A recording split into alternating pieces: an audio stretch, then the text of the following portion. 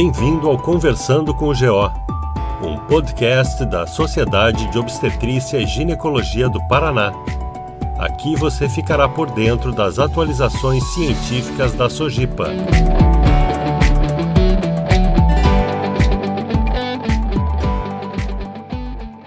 Olá, meu nome é Fernanda Schir de Fraga, sou médica ginecologista e obstetra, professora de ginecologia da UFPR, PUC-PR e coordenadora do ambulatório de pré-natal em saúde mental perinatal do Hospital de Clínicas. Estou aqui hoje com a doutora Marta Remy, médica ginecologista, professora aposentada da UFPR e da PUC-PR, vice-presidente da Comissão Nacional Especializada de Ginecologia Infanto-Puberal da FEBRASGO e delegada regional da Sociedade Brasileira de Obstetrícia e Ginecologia da Infância e Adolescência, a SOGIA. Este é o podcast SOGIPA e o episódio de hoje é dedicado à ginecologia infanto-puberal. Vamos explorar as particularidades do cuidado ginecológico para adolescentes e jovens, abordando desde distúrbios menstruais e puberdade precoce até educação sexual e saúde reprodutiva.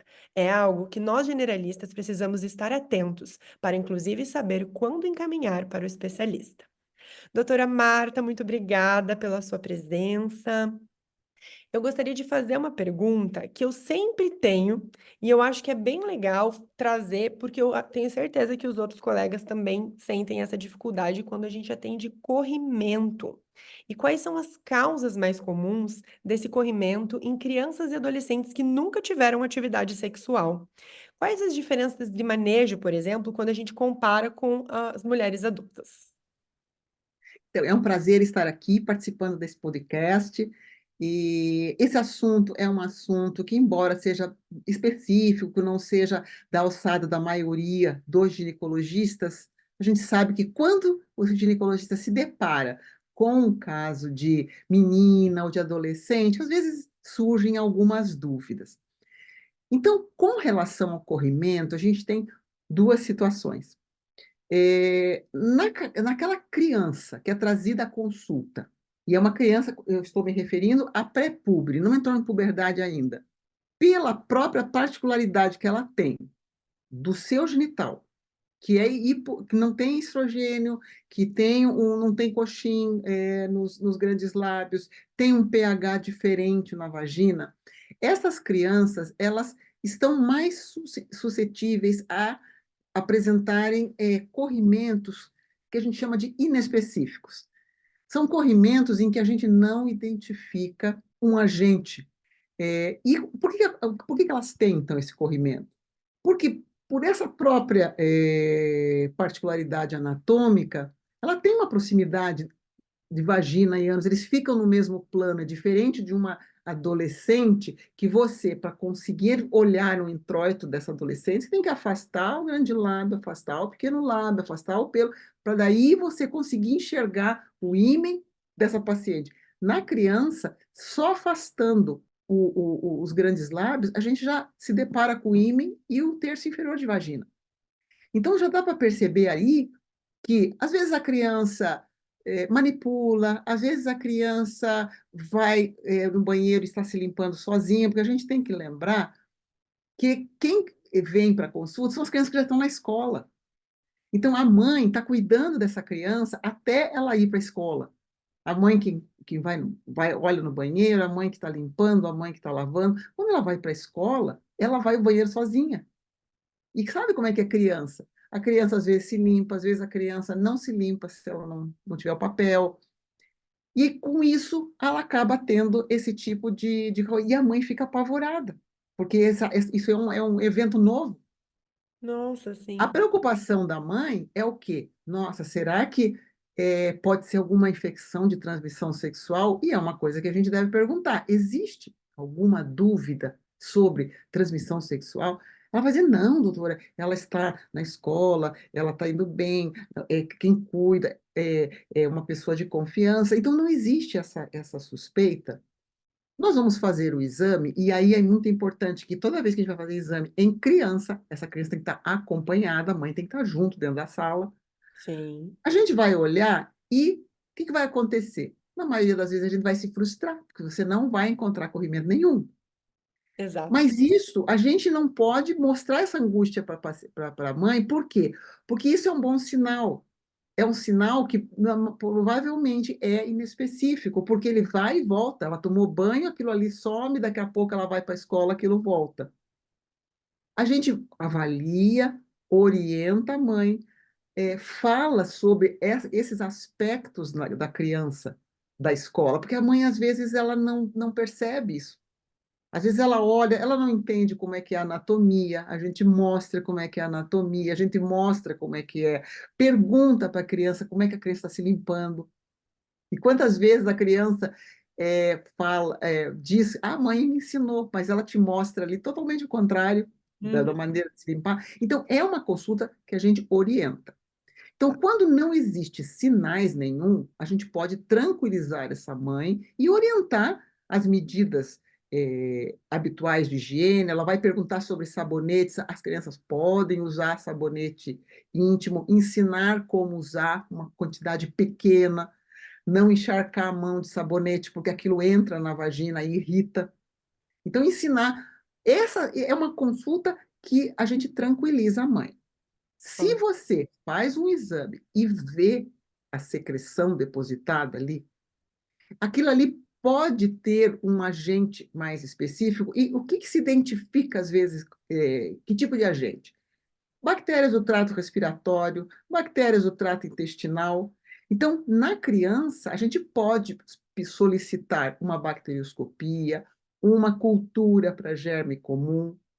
Por quê? Porque ali vai aparecer, às vezes, Escherichia, vai aparecer Strepto, vai aparecer Estáfilo, e aí a gente vai fazer o tratamento com antibióticos, o que vai precisar.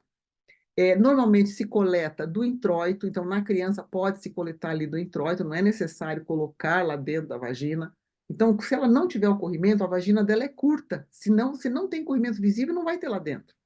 Ó. Agora, apareceu no introito, a gente coleta. Uhum. Existe suspeita de um abuso, pede-se também a cultura para Neisseria. Faz a pesquisa de infecções.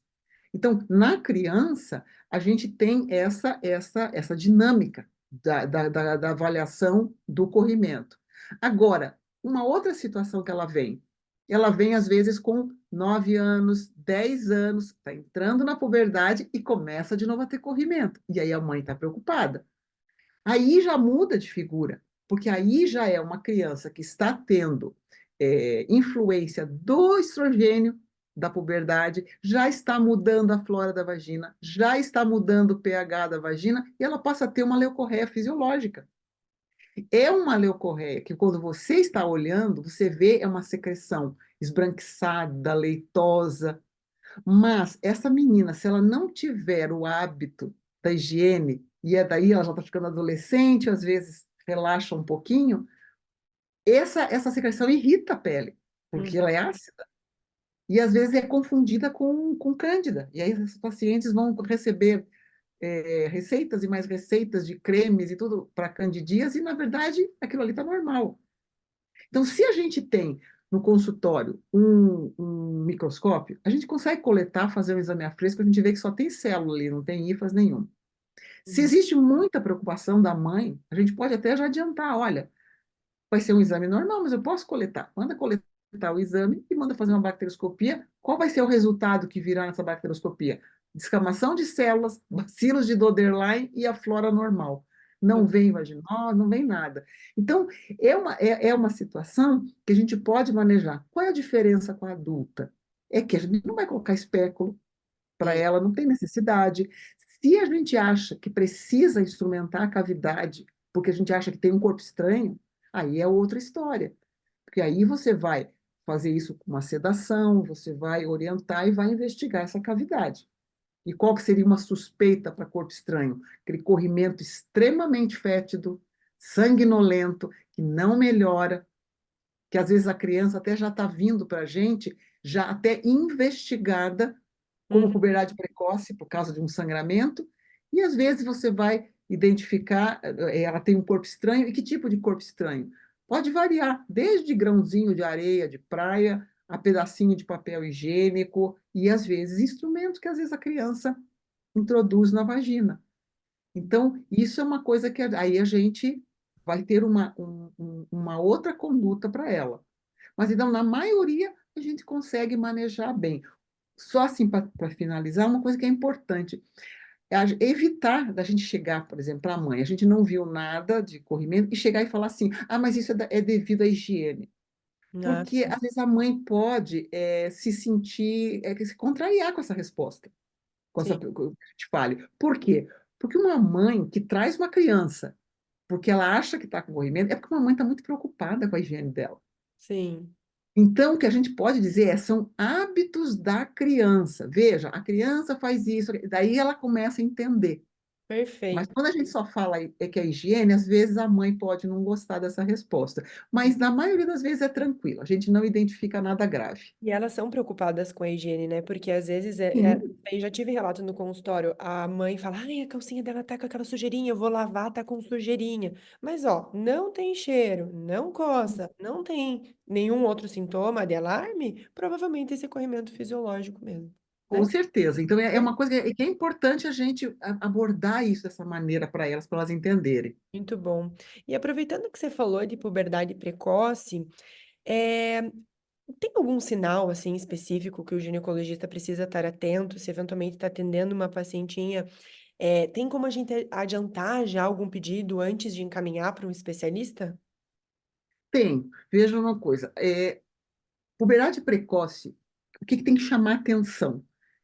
Toda criança que tem telarca ou que tem uma pubarca antes de 8 anos de idade, ou mesmo aquelas meninas que menstruam antes dos 9 anos, elas vêm com 8 anos, 8 anos e meio e já estão menstruando. Essas meninas merecem ser investigadas para puberdade precoce, elas estão apresentando um sinal de precocidade puberal. Porque quando a gente fala que puberdade precoce é aparecimento de caracteres antes dos 8 anos, a gente tem que lembrar que o eixo começa a reativar a partir dos 8 anos, mas os sinais puberais normais aparecem com 9, 10 anos em média.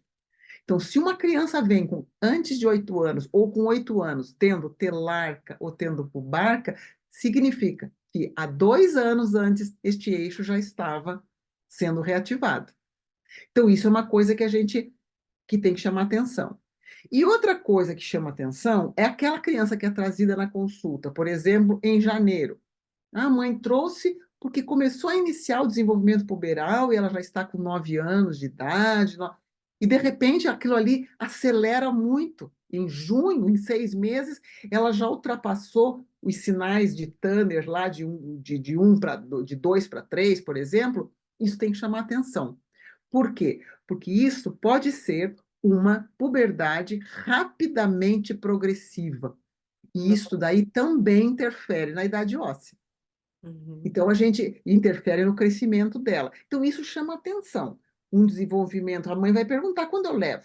Olha, a partir dos 9 anos, quando ela começar a ter larga. Se começar a ter antes, traz antes. O Ok. que que a gente, como ginecologista, a gente deve lembrar? Que o que que preocupa?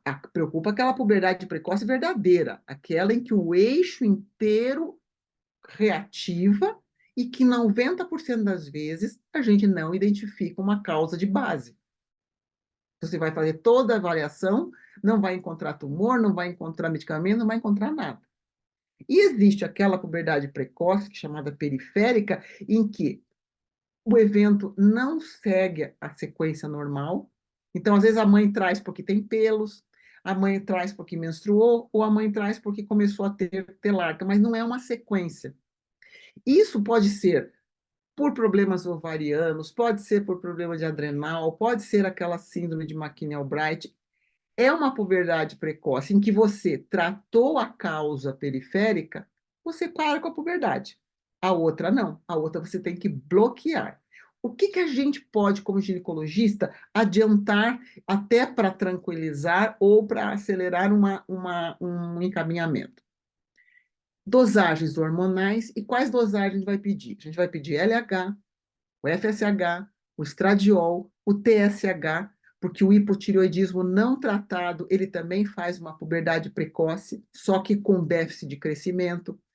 E os androgênios, se a gente puder pedir todos eles. Hoje a gente vai pedir androstenediona, digamos, o sulfato de diiodoepiandrosterona, o 17-hidroxi-OH e a testosterona. Com esses exames, a gente já vai ter uma noção do eixo. O que eu tenho que ver nesses exames? O LH. O LH é o parâmetro importante para o diagnóstico da puberdade precoce. É ele quem diz essa criança está ou não com puberdade precoce. Não é o aumento do FSH. Porque numa puberdade normal, o que vai acontecer? Primeiro vai ter o FSH, e lá na frente, quando ela já está bem adiantada, quando você já tem pulso diurno de hormônio, aparece o LH. Então, se a gente identificar um LH basal acima de 0,6 em ensaios específicos, ou acima de 0,2 quando é imunoquimiluminescência, a gente já está confirmando uma puberdade precoce. Só com essa dosagem. Quando ele está abaixo disso, ele não exclui. Então, por exemplo, não chegou a 0,6, chegou a 0,4. Então ela não está em puberdade? Não, a gente vai ter que investigar melhor. Ele só confirma a puberdade quando está aumentado, mas ele não exclui puberdade quando ele está diminuído. Perfeito. Tá? Então, isso é uma dosagem que a gente pode pedir, porque é do nosso dia a dia. Ultrassom pélvico, porque vai mostrar o quê? Comprimento uterino já aumentando, presença de folículo no ovário, um aumento de ovário. Então, a gente vê que este útero já está sofrendo estrogenização. Uhum. E em terceiro exame, um raio-x de mão e punho para avaliar a idade óssea. Porque se essa criança tem uma idade óssea avançada, mais do que 2 anos, com relação à idade cronológica dela, é sinal de que ela está tendo aceleração de crescimento, ela está entrando num estirão de crescimento puberal. Então, com essas dosagens, com ultrassom e com raio-x, muitas vezes esses exames virão normais, e o que a gente vai fazer? A gente vai avaliá-la ali 6 meses, a gente não precisa se apressar em falar em puberdade. Agora, a gente viu uma alteração dessa, a gente pode encaminhar para um endocrinopediatra para dar continuidade, no caso, para avaliar se vai fazer um bloqueio ou não. Então, esses exames a gente pode fazer no consultório. E Nossa, isso a gente vai ou tranquilizar ou encaminhar. perfeito, Marta. Nossa, muito bom. Ai, que aula maravilhosa. Falando agora, a partir do momento que elas já menstruam, né? Desde uma menarca recente ou aquela adolescente que vem procurar o consultório com muita dismenorreia. Quais que são as principais condutas, assim? O que que a gente faz primeiro para tentar? Porque muitas mães chegam já apavoradas. Eu não quero que ela tome anticoncepcional, tananã. A gente sabe que não é a primeira escolha, né? Sim, então, isso, olha, uma coisa importante, a cólica, o que chama atenção e o que às vezes existe de confusão até com relação à mãe. Porque como a cólica, a dismenorreia, ela começa a vir a partir dos ciclos ovulatórios. Às vezes essa menina passou 1 ano, 2 anos sem nada e começa a ter cólica. Às vezes isso não é valorizado. Às vezes eles falam assim, não, isso não é nada. E a cólica é forte o suficiente para incomodar essa criança. Então, a primeira coisa que a gente fala para elas, olha, cada menina tem um limiar para cólica. É diferente de uma para outra. Não adianta, não se compare. Não é porque você tem cólica e está com dor e está em casa que você não tem a sua cólica, você está exagerando. Então, na adolescência, a dismenorreia primária, aquela que não está ligada à doença, ela se deve à liberação de prostaglandinas no início do processo menstrual. E a gente sabe que prostaglandina é uma substância inflamatória. Então, o que a gente precisa fazer? Afastar as causas secundárias. Na adolescência, uma das causas importantes secundárias seriam as malformações, principalmente aquelas malformações obstrutivas que você tem lá, por exemplo, um útero de Delfo, tem uma M vagina obstruída, e ela menstrua e tem cólica porque ela está obstruindo do outro lado. Então, a gente afasta isso com ultrassom, inclusive para a mãe ficar tranquila que não existe doença envolvida, que isto é a química da menstruação. Então, o primeiro tratamento é o anti-inflamatório.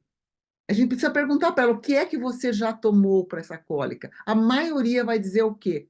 Que tomou antiespasmódico, que é o Buscopan, que é o mais comum. Exato. Então, o que a gente vai ter que dizer para ela? Qual é a ação do anti-inflamatório nessa cólica? Porque isso é uma coisa importante, porque uma coisa é você chegar para uma mãe e dizer assim: olha, isso não é nada, é normal do ciclo, mas eu vou te dar um anti-inflamatório. O que é que uma mãe leiga vai entender? Que a filha dela está com uma inflamação. E aí ela vai pensar em um monte de causas que poderiam causar uma inflamação. Então a gente explica qual é o papel do anti-inflamatório e que aquilo ali não vai viciá-la, porque às vezes ela vai tomar o medicamento e vai achar que porque parou a cólica que aquilo ali vai viciar. Então a gente precisa orientar isto com tranquilidade. Começa com anti-inflamatório e explica que existe pílulas junto. E que, se houver necessidade, a gente conversa depois. Quem tiver atividade sexual, a gente já entra com o anti-inflamatório associado o contraceptivo. Perfeita. Nossa, muito bom. E assim, para encerrar, porque daí entra, nossa, fez um gancho perfeito. Se a mãe, porque isso é um problema que a gente sempre encontra e escuta com todos os colegas. A gente sabe que o adolescente, ele merece e tem direito a esse sigilo. Como que a gente procede quando a mãe quer entrar junto? Você chama na sala de espera, ela já vem levantando junto? Como que é a forma? Existe uma forma mais correta para a gente agir? Não é, assim, não é uma receita de bolo, mas eu vou passar, sim, uma experiência pessoal de anos que a gente vai precisar, a gente vai ter que fazer um script para atender essa paciente. Se a gente chegar numa sala de espera, a gente sabe que a mãe vai levantar por primeiro. E que às vezes a menina vai ficar constrangida de dizer que quer entrar sozinha. Então, ao invés da gente chegar e falar para a menina, você prefere que a sua mãe fique aqui? É claro que ela não vai conseguir dizer isso. O que a Uhum. gente fala? A gente fala o contrário. Você se sente à vontade de entrar sozinha? Você faz questão que a sua mãe fique junto com você na consulta? Porque Ótimo. aí a menina tem uma deixa de dizer assim: não, eu posso entrar sozinho. Aí a gente se dirige para a mãe e fala assim: vamos fazer o seguinte, vamos deixar ela entrar sozinha, depois eu lhe chamo. Aí a hora que essa adolescente entra sozinha, é a hora que a gente faz aquele, por exemplo, aquele contrato de sigilo, que a gente diz para ela: olha, você tem direito ao sigilo, o que a gente conversar aqui vai ficar entre nós. Se houver algo que eu precise quebrar o sigilo, você vai ser a primeira a saber. Eu vou ter que contar para você por que é que eu tenho que quebrar o sigilo, mas não se preocupe, nós vamos ver aqui o que você quer que eu fale ou não. E é claro que depois a gente tem que chamar essa mãe e dar uma satisfação da Para consulta, alinhar, mas né, as conversas. não falar. Não tem que dizer se a menina tem ou não tem atividade sexual, se é virgem, se não é virgem. Isso aí faz parte da consulta. E Ótimo. agora, sim, é claro que seria um assunto para a gente até fazer um podcast, que seria aquela parte legal. Aqui eu estou falando de meninas acima de 14 anos, para a Ótimo. gente não entrar na coisa da lei. A polêmica. Aham. Mas, assim, a gente precisa dar essa oportunidade. Não deu certo, a mãe insistiu de entrar, então nós vamos tentar pela a segunda parte, que seria no momento do exame. Porque na hora do exame, a mãe vai respeitar a privacidade da filha. Por quê? Porque na maioria das vezes, essas meninas não deixam mais a mãe entrar dentro do banheiro, não tomam banho na frente dos outros. Então, nessa hora, a gente vai conseguir conversar. A gente pergunta de novo: você faz questão da sua mãe na sala de exame?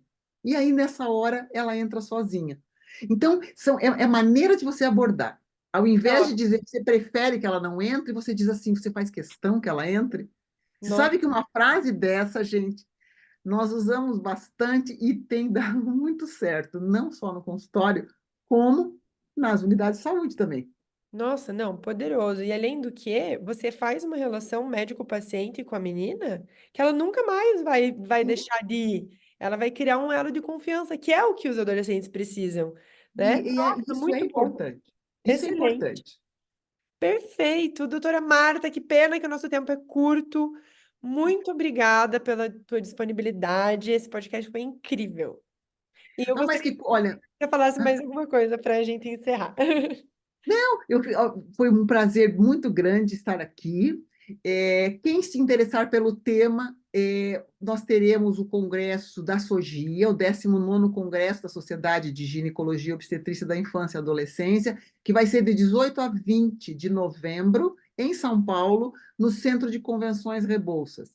Quem quiser ter um pouquinho mais de informações, entra no site da SOGIA, que é o www.sogia.com.br.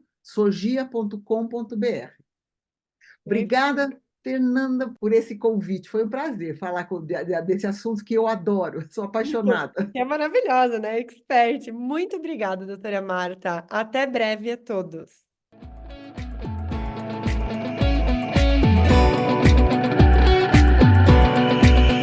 Podcast Sojipa. Estudos de casos e novidades da ginecologia e obstetrícia clínica apresentados por profissionais da área.